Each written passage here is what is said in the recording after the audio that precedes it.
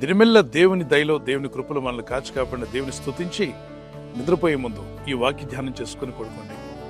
యోహాను సువార్త 14:18 మిమ్మును అనాథులుగాను విడవను, మీ యొద్దకు వచ్చును, కొంతకాలమైన తర్వాత లోకము నన్ను మరెన్నడూను చూడదు.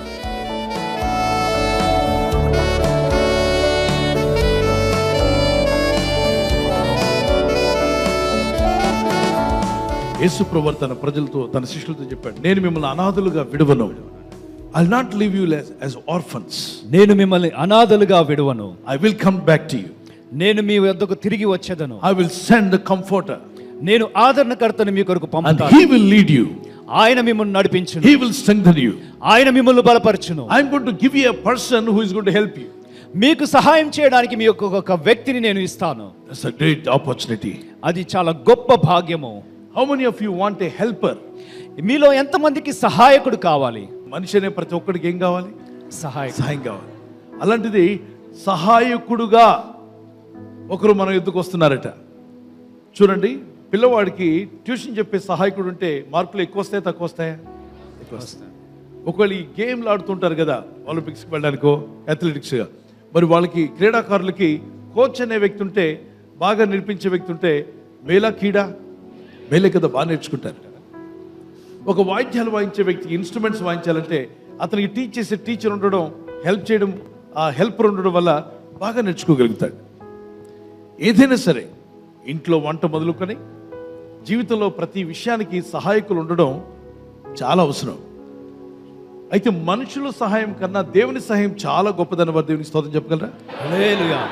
నాకు హెల్ప్ చేయడానికి ఎవరు వస్తున్నారు అంటే యేసుక్రీస్తు ప్రభువారు చెప్పారు, నేను వెళ్ళిపోవడం మీకు ప్రయోజనకరం, నేను వెళ్ళిపోవడం వల్ల ఆయన్ని మీ యొద్దకు పంపిస్తాను. లోకము ఆయనను చూడలేదు, ఈ లోకంలో ఉన్న వాళ్ళు ఎవరు ఆయన చూడలేరు, కానీ మీరు చూడగలుగుతారు. మీరు ఆయన్ని కలిగి ఉంటారు, ఆయన అనుభవిస్తారు, ఆయన సహాయం మీకు అందుతూ ఉంటుంది. కానీ లోకస్తులకు తెలియదు, లోకంలో ఉన్నోడికి అర్థం కాదు.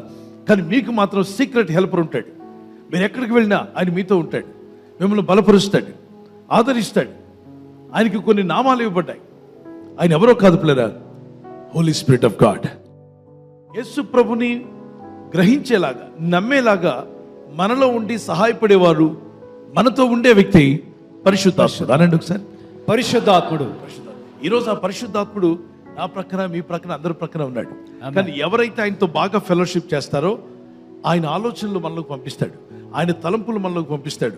ఆయన ఆలోచనలే కాకుండా మంచి మార్గంలో మనల్ని నడిపిస్తూ ఉంటాడు. మన తప్పిదాలు మనకు చూపిస్తాడు, మనం చేయాల్సిన మంచి పనులు మనకు నేర్పిస్తాడు.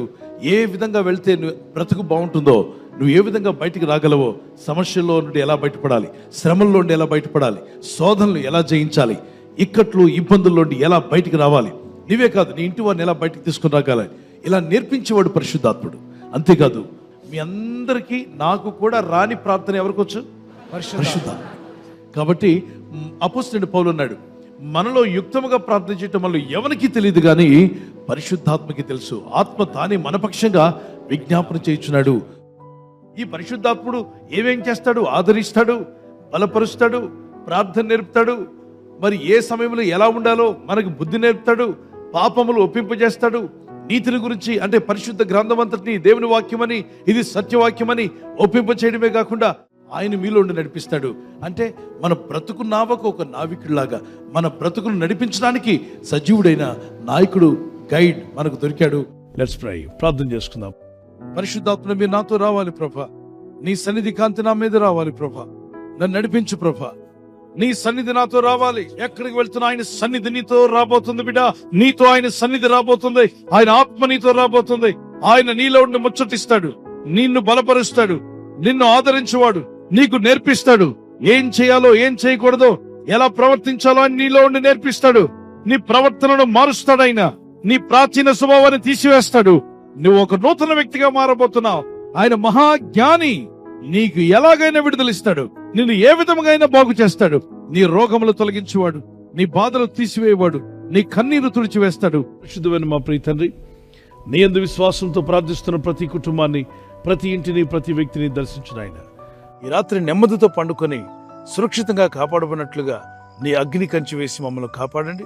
మీ చిత్తములో కొనసాగే కృప అందరికీ దయచేయమని యేసుక్రీస్తు ప్రశస్త నామములో వీరందరికీ చక్కని నిద్ర దయచేసి తెల్లవారు లేచి కృపను మాకిమ్మని క్రీస్తు నామములో అడిగి వేడుకుంటున్నామా పరలోకపు తండ్రి. ఆమేన్. ఆమేన్. God bless you. ఈ వాగ్దానం మీతోనే కాకుండా అనేకులకు షేర్ చేయడం మర్చిపోవద్దు. అలాగే ఈ యొక్క ఛానల్ సబ్స్క్రైబ్ చేసి ఇతరులతో కూడా చెప్పి సబ్స్క్రైబ్ చేయించండి. Good night. God bless you. ఈ ఛానల్ను మీరు సబ్స్క్రైబ్ చేసుకోవడం వలన 2 పనులు జరుగుతున్నాయి. ఒకటి, సువార్త జరుగుతున్నది, ఆత్మలు రక్షించబడుతున్నాయి. రెండవది, పేదలకు, అనాథలకు ఈ ఛానల్ ద్వారా సహకారం అందించడం జరుగుతుంది. మనం సబ్స్క్రైబ్ చేసుకోవడం వలన అందరికీ సహాయం చేసిన వారమవుతున్నాం. ఖచ్చితంగా ఈ యూట్యూబ్ ఛానల్ను సబ్స్క్రైబ్ చేసుకొని బెల్ బటన్ ను క్లిక్ చేయండి. మీకు వెంటనే మెసేజెస్ పంపబడతాయి.